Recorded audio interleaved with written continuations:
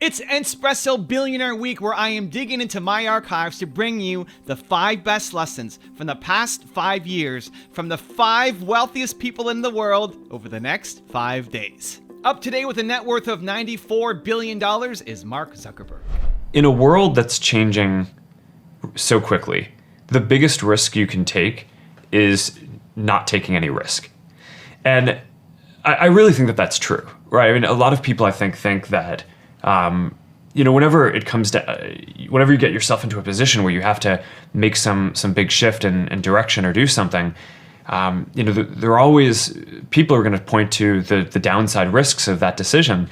And locally, they're maybe right? I mean, for any given decision that you're going to make, there's upside and downside.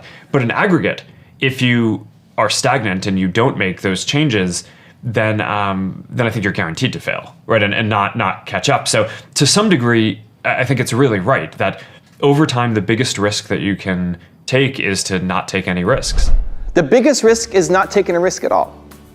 I love it. So many people are so afraid to follow their dreams, to have this big idea that they want to go off and accomplish. We have this big vision for ourselves, and we're so afraid of making the wrong decision that we do nothing. That you see this big goal and you have 3, 4, 5 potential paths, and you have limited resources, limited time, limited money, limited abilities, and you want to say, I need to make the perfect decision. Because if I make the wrong one, it all falls apart. And as a result, we get paralyzed by fear and we do nothing. And that's the biggest risk of all. That's when you see somebody else making tons of money off your ideas. That's when you fast forward 10 years and you still haven't done anything. You're still in the exact same position that you are now. Meanwhile, lots of people have taken that idea that you had and are crushing it. And so the way to get over it is to recognize that as soon as you get an idea, you need to find some small way to test it. And that you don't have all the answers. And that's okay, and that you're going to figure it out along the way. Don't be naive like I was to think that you can create a business plan and it's going to be the perfect business plan. You're going to have all the answers figured out, and then you're just going to execute that business plan. Because as soon as you finish writing your business plan and you get out into the world and you start testing your assumptions, you'll find out that you made a lot of mistakes, that a lot of what you thought would happen didn't happen. You couldn't predict the future. You couldn't predict how customers would react. You can't come up with the perfect plan just sitting in your apartment, sitting on your couch, going to the library. You have to actually get out and start talking to customers, test your assumptions. That was my biggest problem in my first business. I spent 3 months working on the perfect business plan, and then when I got out to market, I realized a lot of what I thought was going to happen, a lot of what I thought the reactions would be, is not what actually happened. And that set me behind. And so being attached to that perfect idea, understand that that doesn't exist. There is no perfect plan. There is no perfect idea. As soon as you get something in your head, as soon as you get an idea for something to do, then find some small way to get out and start testing it. Find some small way to get out and start seeing, are you getting yeses? Are you getting traction? Do you even enjoy this? A lot of times these big goals that we have for ourselves, when you get into it, you want to be a YouTuber, great. You start making videos, you're like, yeah, I don't really like that. Go figure that out as soon as possible. People wait years before they go out and try their first attempt at it, and then they realize, you know what, that wasn't for me. And so I strongly encourage you to, 1, as soon as you get an idea for something you want to test out, something that you think might work, find some immediate way to test it on a small scale. Don't take a big risk. Don't go mortgage your house. Don't go take out a giant loan. I hate spending money until I'm making money. Find some small way to get started. And then 2, use the fear of regret. Use that idea of that if I don't do anything, that in 60 years, you're going to look back in your life and say, I really wish that I took some action on it. I'll give you a concrete example of what I'm going through right now. With YouTube, I feel like this is my moment. I feel like I know what I'm doing. I feel like I have my window, however long it's going to last. It could be 6 months, 12 months, 24 months. I got to push as hard as I can.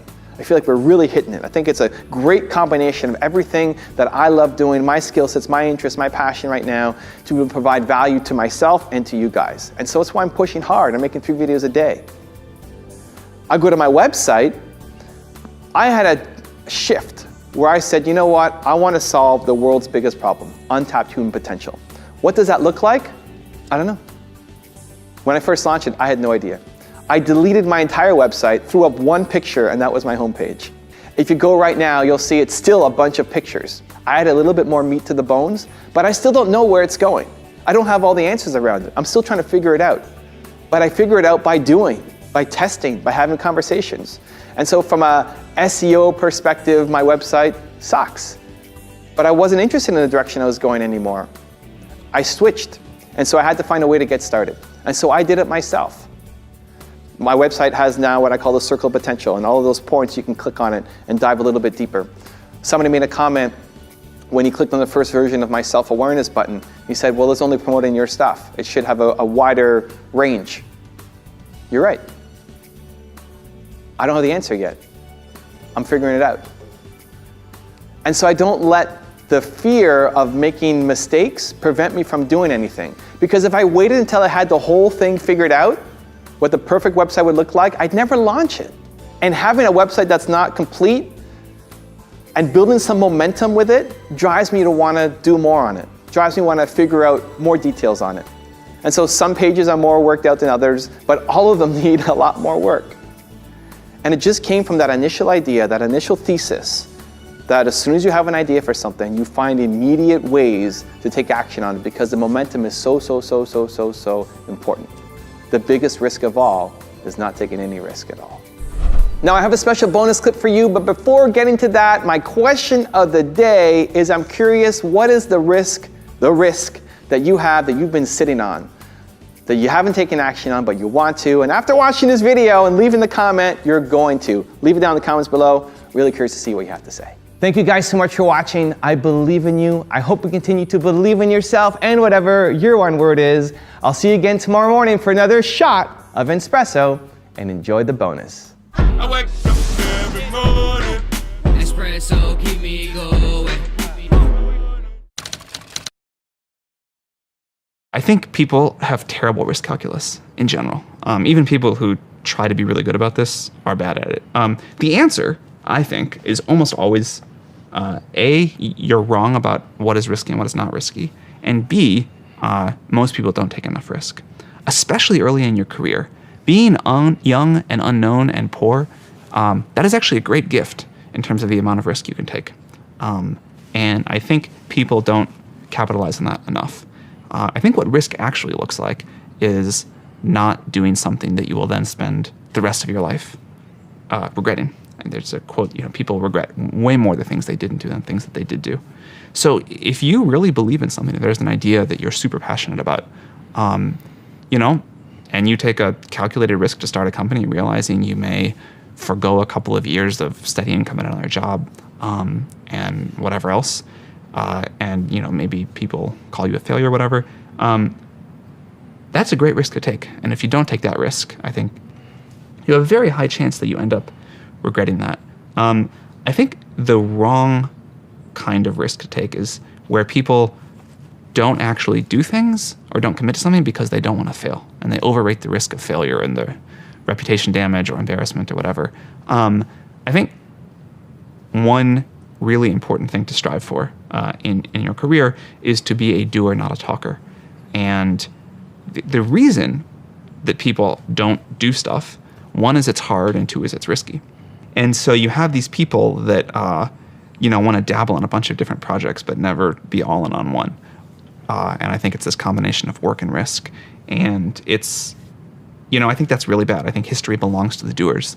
And I think you should take a risk, actually do something. Don't just sit around and talk and organize and bring together groups and go to thought leadership conferences and whatever it is these people spend their time on other than actually building something. And just take the risk of committing to what you have conviction on. New business formations are way down. Way down. Way down. And venture capital is way down. Well, That means people are afraid of something. These are brand new business startups, a very important economic measure. Way down. well, I think, to me, I'm an entrepreneur. And I think that true entrepreneurs, it doesn't really matter what's going on in the economy. If they come up with a great business idea, great product, they're risk takers. They're going to go for it. It doesn't matter if the taxes are up 5%. It doesn't matter what is going on with that. They are people that just are pioneers. They're going to forge ahead and start that business no matter what. What's the biggest risk you've taken that you feel has paid off? The biggest risk I've taken that has paid off, I would have to say cookie. I mean, I was very nervous when I received the script. she wasn't the most likable character. And I've played some pretty edgy characters, but this one was particularly a challenge because it was primetime network television.